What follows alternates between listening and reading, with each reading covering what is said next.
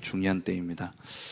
이 시간 우리 세계 렘넌트 대회 또 우리 리더 수련을 두고 주신 기도 제목들 가지고 함께 읽으면서 정말 마음과 중심을 모아서 함께 기도하기를 원합니다. 우리 1번부터 같이 읽으시면서 기도하겠습니다. 모든 렘넌트와 전도 제자들이 제123 RUTC 응답 25 속에서 절대 불가능과 위기에 도전할 영적 세계를 준비하게 하옵소서. 세계 렘넌트 리더 수련회를 통하여 파수꾼의 리더들이 일어나 237 나라 5천 종족의 플랫폼 파수대 안테나를 세우게 하옵소서. 세계 렘넌트 대회를 통하여 렘넌트 망대 25시가 실현되므로 15가지 응답과 7가지 미션 속에서 7대의 여정을 가게 하옵소서. 모든 중직자와 산업인들이 영적 세계의 사령관, 치유자, 파수꾼으로서 나와 교회와 업의 망대의 작품을 남김으로 미래를 준비하게 하옵소서. 모든 교회와 성도들이 시공간을 초월한 보좌의 능력을 체험하여 전 세계 재앙을 막고 미래를 살리는 묵상운동이 시작되게 하옵소서. 예수 그리스도 이름으로 기도합니다. 아멘. 하나님 말씀 역대하 34장입니다.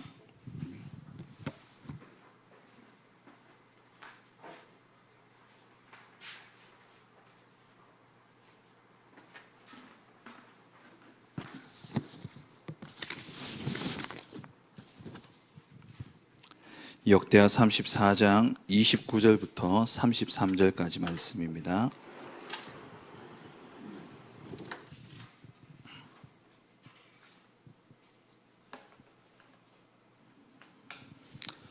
역대하 34장 29절부터 33절까지 말씀을 같이 합독하시겠습니다. 왕이 사람을 보내어 유다와 예루살렘의 모든 장로를 불러 모으고 여호와의 전에 올라가매 유다 모든 사람과 예루살렘 주민들과 제사장들과 레위 사람들과 모든 백성이 노소를 막론하고 다 함께 한지라. 왕이 여호와의 전 안에서 발견한 언약책의 모든 말씀을 읽어 무리의 귀에 들려주고 왕이 자기 처소에 서서 여호와 앞에서 언약을 세우되 마음을 다하고 목숨을 다하여 여호와를 순종하고 그의 계명과 법도와 율례를 지켜 이 책에 기록된 언약의 말씀을 이루리라 하고 예루살렘과 베냐민에 있는 자들이 다 여기에 참여하게 하며 예루살렘 주민이 하나님 곧 그의 조상들의 하나님의 언약을 따르니라. 이와 같이 요시야가 이스라엘 자손에게 속한 모든 땅에서 가증한 것들을 다 제거하여 버리고 이스라엘의 모든 사람으로 그들의 하나님 여호와를 섬기게 하였으므로 요시야가 사는 날에 백성이 그들의 조상들의 하나님 여호와께 복종하고 떠나지 아니하였더라. 아멘. 때로는 우리가 하는 기도가 무의미해 보이기도 하고 또 되게 이게 사소해 보이기도 합니다. 우리가 하는 사역도 그럴 수 있죠. 하지만 우리가 정말 그리스도의 언약을 붙잡고 하는 모든 사역과 기도는 열매를 맺게 되어 있습니다.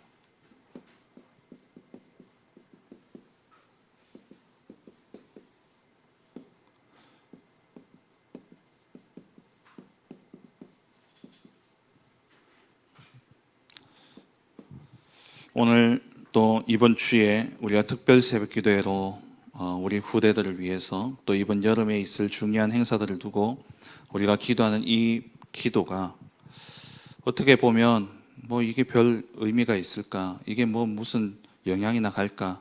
혹시 그렇게 생각되어질 수도 있어요. 가끔 문득 그런 생각이 들어올 때가 있거든요. 그런데 반드시 기억해야 될 것은 그리스도 이름으로 우리가 기도한 모든 것은 또 그리스도 그 이름으로 사역한 모든 것은 반드시 열매를 맺게 되어 있습니다. 그리스도 안에 모든 것이 다 있고 그리스도를 통해서 구약의 모든 예언이 성취되어졌고 성경의 모든 말씀이 그리스도를 이야기하고 있습니다. 이 땅의 모든 근본 문제 그리스도로만 해결 가능하고 우리의 인생의 모든 문제 결국 그리스도로 종결되게 되어 있습니다. 그렇기 때문에 우리의 인생을 두고 정말 또 우리의 후대를 두고 예수 그리스도 그 이름을 붙잡고 기도하고 사역한 모든 것은 반드시 열매를 맺습니다. 이번 주에 정말 우리가 이 확신을 가지고 함께 기도하고 또 우리의 일생이 이 언약을 붙잡고 기도하고 사역하는 그래서 열매 맺는 그런 응답이 있기를 주의 이름으로 축원합니다. 우리가 이런 말 많이 듣죠. 뭐 무슨 퀴즈 이런 이야기를 많이 들어요.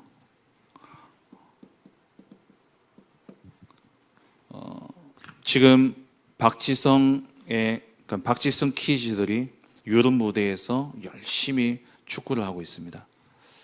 또 어제 뉴스를 보니까 우리나라 LPGA, 그러니까 골프 선수, 여자 골프 선수가 2등을 했대요. 그러면서 아나운서가 하는 이야기가 박세리 퀴즈가 LPGA를 휘젓고 있다. 또 우리 박찬호 퀴즈는 박찬호를 보면서 나도 저런 야구 선수가 되어야지 했던 그런 친구들이 지금 김하성이나 이런 친구들이 지금 열심히 메이저리그에서 뛰고 있습니다. 또 김연아를 보면서 나는 피겨스케이팅을 해야지 했던 친구들은 피겨스케이팅으로 한 부분에 있어서 두각을 나타내고 또 그야말로 성공한 그러한 사람들의 모습을 보면서 그 길을 따라가는 후대들이 일어나죠. 우리의 사역도 마찬가지입니다. 우리가 걸어가는 이 걸음을 통해서 우리의 후대들을 우리가 의도하든 의도하지 않든 우리의 걸음이 곧 후대를 위한 발판이 되어지고 우리 후대는 우리의 길을 따라서 이러한 퀴즈, 정말 세계 복음화의 퀴즈들이 일어날 것이라는 것이죠. 오늘 본문에 보면은 요시야라는 사람이 나옵니다. 유대 왕이죠. 바벨론, 그러니까 유대 나라가 완전 멸망하기 직전에 멸망하기 한 3대 전의 왕입니다. 이 요시야는 아버지 아담 왕이 암살당하게 됩니다. 그래서 아버지 아담이 아니라 암몬이죠. 암몬이 살해당함으로써 아주 어린 나이 8살에 왕이 되어집니다.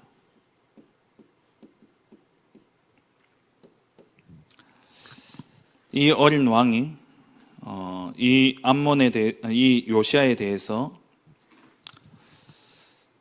성경은 기록하기를 8살에 등극해서 31년간 통치를 하게 됩니다. 통치 기간은 길지만 그 인생을 보면은 짧죠. 39년밖에 못 살았어요. 근데 이 짧은 인생에 또 이 31년의 통치를 두고 하나님이 또 성경은 이 요시야에 대해서 어떻게 기록하고 있냐면은 열왕기하 오늘 본문에 읽진 않았습니다만은 34장 1절에 보면은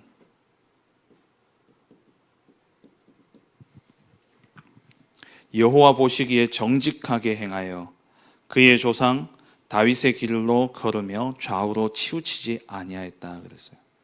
그러니까 하나님의 마음에 합한 자로 다윗과 함께 성왕으로 기록되어지는 그런 왕이죠. 열왕기하 23장 25절에는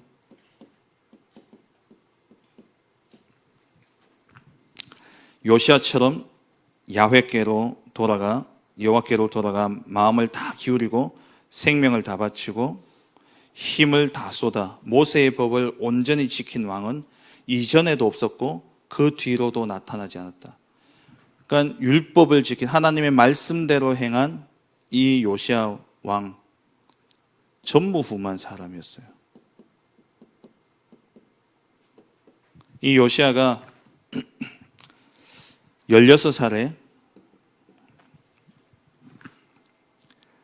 3절에 보면은요, 34장 3절에 보면은 아직도 어렸을 때 곧 왕위에 있은 지 8년. 그러니까 왕위에 있은 지 8년 하면 되게 왕이 오래 있은 것 같지만 이 요시아의 나이는 몇 살이냐? 16살입니다.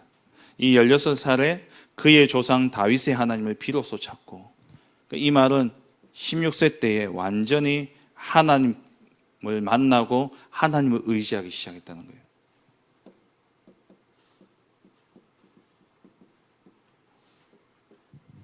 그리고 20세에는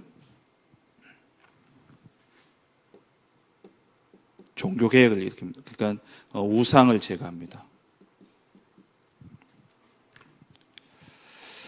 3절 뒤에 보면은 제 12년에, 그러니까 통치한 지 12년이란 말이에요. 그럼 8살이었으니까 20살.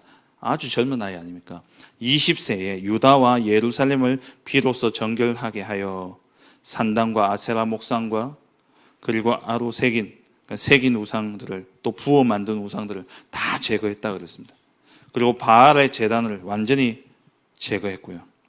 거기서 끝나지 않고 6절에 보면, 34장 6절에 보면은 므낫세와 에브라임과 시몬과 납달리까지 했다 그랬어요. 므낫세, 에브라임, 여기는 북이스라엘입니다. 그러니까 남유다의 왕이 북이스라엘까지 가서, 그러니까 북이스라엘의 모든 우상까지 제거한 겁니다. 이게 쉽습니까? 쉽지 않아요. 지금 아직도 계속되고 있지 않습니까? 경북대 앞에 모스크를 세우는 그걸 지역 사람들은 반대하고 있고, 또 그들은 요구하고 있고, 이것도 사실 여러 가지 국가적인 관계 속에서 어려워요. 만약에 이태원에 서 있는 저 모스크를 없앤다 생각해 보세요. 그럼 여러 나라와의 관계, 국교 맺은 이러한 부분들까지 영향이 가기 때문에 사실 종교인들은 쉽습니다. 없애라고. 근데 정치인들은요, 쉽지 않아요. 이 요시야 왕이 그 당시에 이러한 모든 들어와 있는 우상과 산당을 제거한다? 쉽지 않습니다. 그것도 어린 나이잖아요. 그것도 더욱이 자기 나라뿐만 아니라 지금으로 치면 우리나라 대통령이 저 북한의 우상들과 북한의 그것까지 다 간섭해가지고 없앤다? 말이 안 되는 이야기죠. 그 정도로 진짜 하나님 앞에 좌우로 치우치지 않고 하나님의 율법 말씀을 따라간 전무후무한 왕이었습니다. 그러다가 26세에 성전을 수리하다가 율법서를 발견하게 됩니다.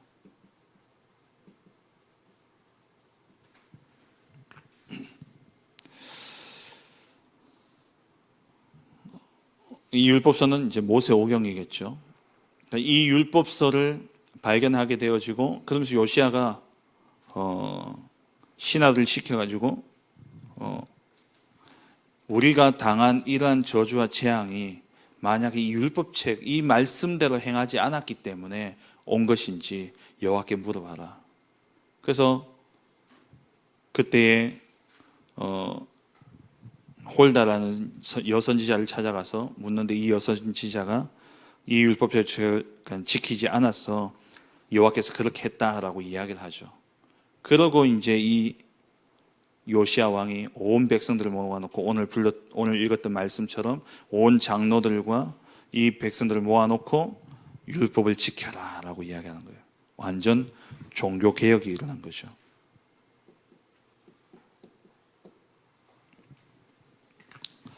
원래 왕은 하나님이 신명기에 보면은, 신명기 17장에 보면은요, 왕을 세울 때의 조건을 이야기합니다. 왕을 세울 때 이렇게 왕을 세워서 통치하게 하라 이야기하는데, 그 가운데 한 가지가 뭐냐면 신명기 17장 18절에 보면은 왕은 항상 자기 옆에 뭘 두게 돼 있냐면 율법책을 두게 돼 있어요. 그러니까 하나님이 주신 이 율법책의 그러니까 등사본 뺏겨 쓴 그것을 옆에 두고 늘 말씀을 읽으면서 말씀대로 통치하고 말씀대로 나라를 다스릴 것을 명하셨습니다. 그런데 이게 얼마 지나지 않았는데도 불구하고 율법책이 어디에 있는지도 알지 못할 정도로 그 정도로요. 말씀을 잃어버렸고 왕들은 자기 마음대로, 자기 생각대로, 자기 의지대로 또 여러 사람들의 말들을 따라서 그렇게 통치하고 있었던 것이죠. 이때에 율법책을 찾게 되어지고 이 율법책대로 종교개혁을 일으키게 되어집니다. 그리고 오늘 읽지 않았습니다만 그 뒤에 보면은 그동안 행해지지 않았던 유월절을 지키게 되어지죠. 그러다가 아주 짧은 생애인 39세에 애국가의 전쟁에서 머깃도 전투인데요. 이 머깃도 전투에서 죽임을 전사하게 되어지죠. 그러니까 이 죽음도 사실은 젊은 나이에 참 요절했다 이렇게 볼 수 있지만 하나님의 은혜였습니다. 왜냐하면 이 요시야 사후에 불과 20여 년 채 되기 전에 바벨론에 의해서 유다는 완전히 멸망하게 되어집니다. 하나님이 요시야에게 뭐라고 이야기하니까 이 율법책에 기록된 대로 재앙이 내릴 텐데 너는 이 재앙이 임하기 전에 평안히 죽을 거다. 그 은혜를 입고 요시야가 죽게 되어지죠.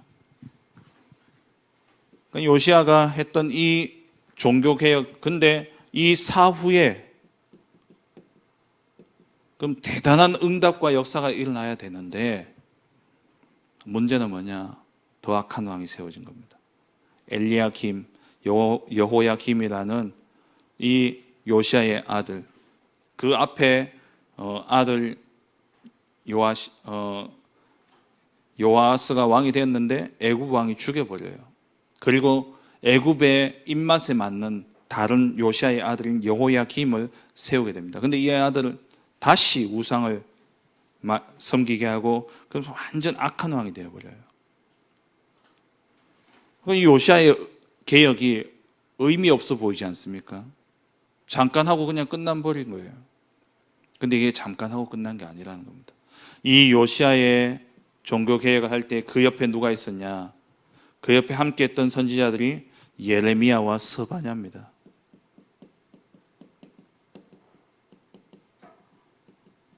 이들이 이 종교개혁 할 때에 함께 이 종교개혁을 지지하고 했던 인물들이었어요.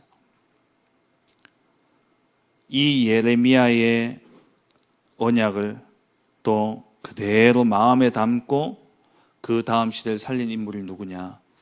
잘 아시다시피 이 요시야 키즈가 누구냐?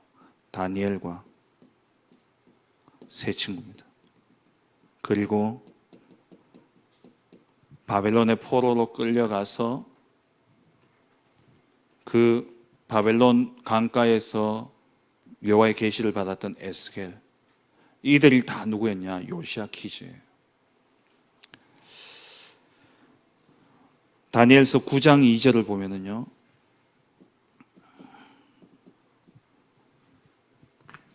곧 그 통치 원년에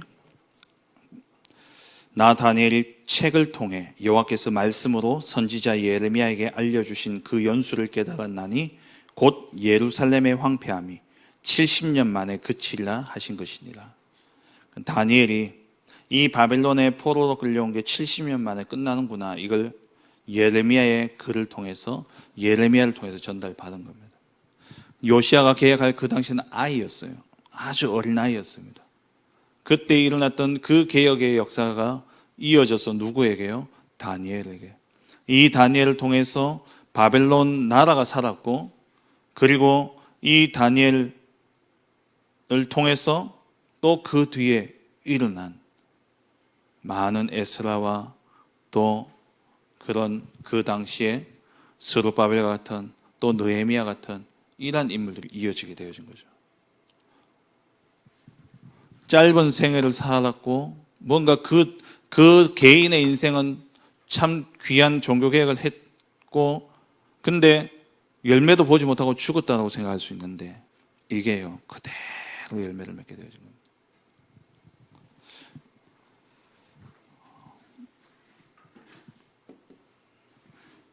서론이 조금 긴데요. 이게 여러분 정말 언약으로 딱 붙잡혀져야 돼요. 바울 팀들을 보세요. 이 바울 팀의 키즈들이 결국 로마 복음화를 했습니다. 250년 뒤에 로마가 이 기독교를 하나의 종교로 인정할 수밖에 없었고, 그로부터 또 380년에는 기독교를 국교로 인정할 수밖에 없을 정도로 복음이 쫙 알려졌어요. 바울은 목이 잘려서 죽었습니다. 그 당시에 이 바울 팀뿐만 아니라 12제자들 모두 다 순교를 했어요. 근데 그 당시에 살던 그 사람들이 보기에는 예수 믿는다고 하더니만 전부 다 저렇게 비참하게 죽었구나 하고 끝날 수 있지만, 그 열매가 결국 로마를 복음화했다는 겁니다. 우리가 하는 기도, 우리가 하는 사역들 그냥 사역들이 아닙니다. 미국의 건초더미 기도운동 들어보셨죠? 1806년에 뉴잉글랜드 지역에서, 지금은 보면 이제 저 보스턴 저쪽 지역이에요.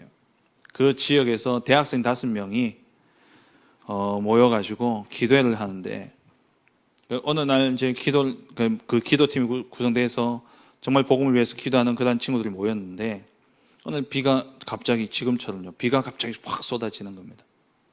그래서 이 친구들이 비를 피한다고 어디 들어갔냐? 건초더미 속에 들어갔어요. 거기서 기도하던 중에 정말 세계 선교를 위해서 우리가 기도하자. 그래서 기도를 했어요. 그렇게 기도하고 그냥 그랬나 하고 지나갔는데, 그걸 기념해서 기념비도 세우고 이랬는데 그 뒤에 반응들은 별로 없었습니다. 그런데 그로부터 71년 뒤에 1877년에 이때 어떤 일이 일어났냐니까 학생 선교 자원 운동이 일어납니다.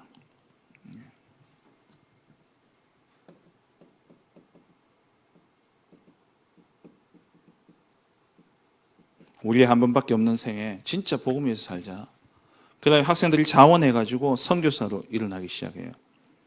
그 열매, 그 가운데의 열매들이 아펜젤러, 언더우드 이런 분들이 들어와서 우리 한국이 복음화가 되어졌습니다. 그러니까 우리가 하는 새벽마다 하는 이 세계 복음화의 기도, 이게 그냥 끝나는 게 아니라 시공간을 초월해서 반드시 열매 맺고 응답되어지는 겁니다.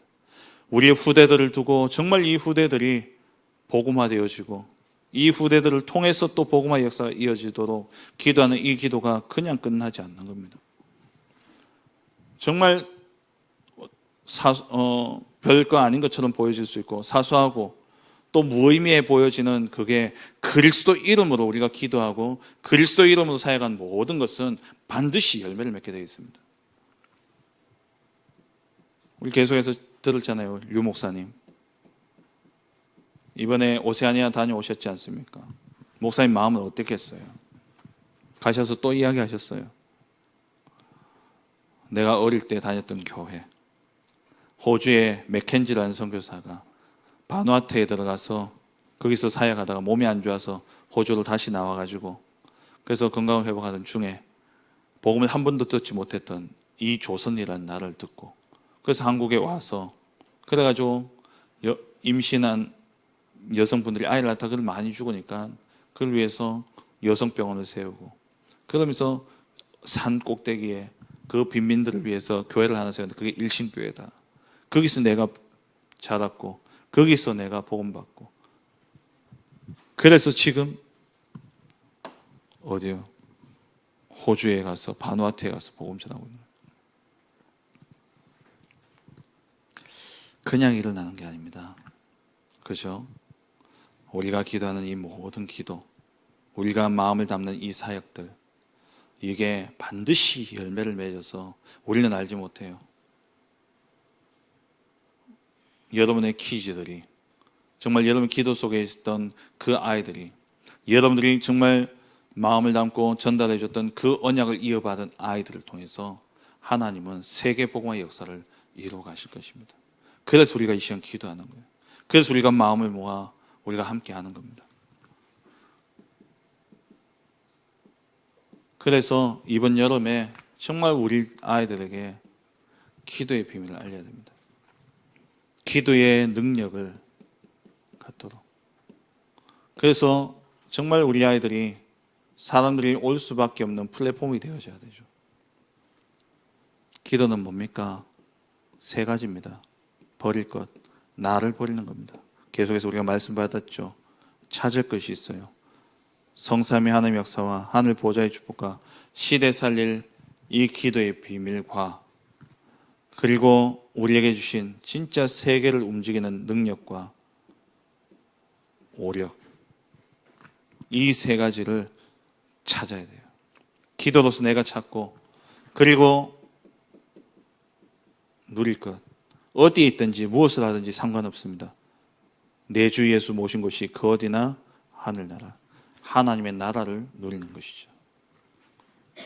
그리고 우리 후대들에게 진짜 말씀이 전달되어져야 됩니다. 이 말씀의 능력이 전달되어야 돼요. 결국 뭡니까? 몰려들면 이들을 살리는 파수망대가 되어야 돼요. 말씀은 구원입니다. 구원의 말씀이죠. 디모데후서 3장 15절에 어려서부터 성경을 알았나니 성경은 능히 너로 하여금 뭐라고요? 그리스도 예수 안에 있는 믿음으로 말미암아 구원에 이르는 지혜가 있게 하느니라. 말씀, 곧 뭐냐? 구원의 책입니다. 구원의 말씀, 이게 그대로 우리 후대들에게 전달되어져야 되는 것이죠.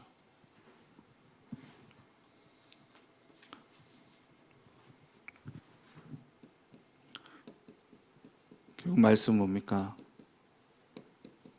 그리스도 아닙니까? 성경은 뭘 이야기하고 있습니까? 왜 인간의 고통이 왔고 그 인생의 문제가 어디서 시작되어졌고 거기에 대한 해답이 무엇인지를 말씀하고 있는 것이 성경이죠. 그래서 우리 후대들이 완전 복음의 메시지가 정리되어져야 됩니다. 그리고 전도죠. 우리 후대들에게 뭘 전달해야 될 것이냐? 이 전도의 비밀을 전달해야 되는데 전도는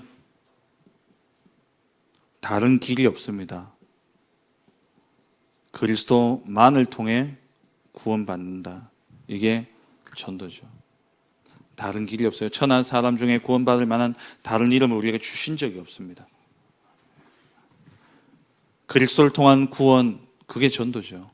전도는 뭡니까? 삶 저주가 해결되어지는 겁니다. 죄와 사단과 지옥의 저주에서 완전 해방되어지는 것, 이게 전도죠. 전도는 뭐냐? 하나님이 나와 함께 하신 이것을 증거하는 증인으로 서는 것이 전도입니다. 이게 우리 후대들에게 완전 각인되어져야 돼요. 그래야 반드시 열매를 맺게 되어 있습니다. 이번 여름을 통해서 우리 후대들에게 반드시 전달되어져야 될 것. 기도의 플랫폼, 그리고 말씀의 파수망대, 전도의 안테나죠. 결국 증인 아닙니까? 그래서 이를 두고 정말 우리 교회가 이번 여름을 통해 우리 후대들에게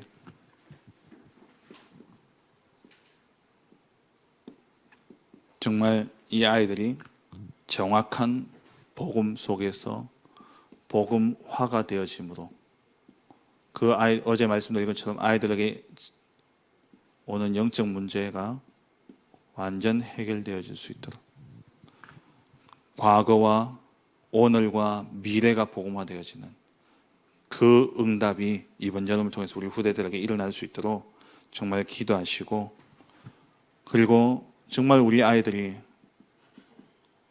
이것을 아는 것으로 끝나는 것이 아니라 성경의 요약이고 또 정말 하나님이 우리에게 주신 이 성삼위 하나님의 역사와 하늘 보좌와 시대 살릴 이 능력이 실제 기도로 체험되어질 수 있도록 기도해 주시고요. 그리고 세 번째, 정말 이 아이들이 세 가지 망대를 세울 수 있도록, 그게 오늘 말씀이죠. 기도, 말씀, 전도의 망대를 세울 수 있도록. 그래서 플랫폼, 파수망대, 안테나로서 정말 한 시대 살릴 후대로 세워질 수 있도록, 정말 이 사실을 두고 우리가 함께 기도하며, 우리가 기도한 것은 반드시 응답되고 반드시 열매 맺게 되어 있습니다. 저와 여러분들의 기도를 통해서 정말 세계복음화가 이루어지는 그 환상을 보고 그 꿈을 꾸고 정말 그것을 믿음으로 실상, 눈앞에 실상과 증거로 붙잡고 가는 우리 모든 성도님들 되어주시길 주의 이름으로 축원합니다. 기도하겠습니다. 주신 말씀 붙잡고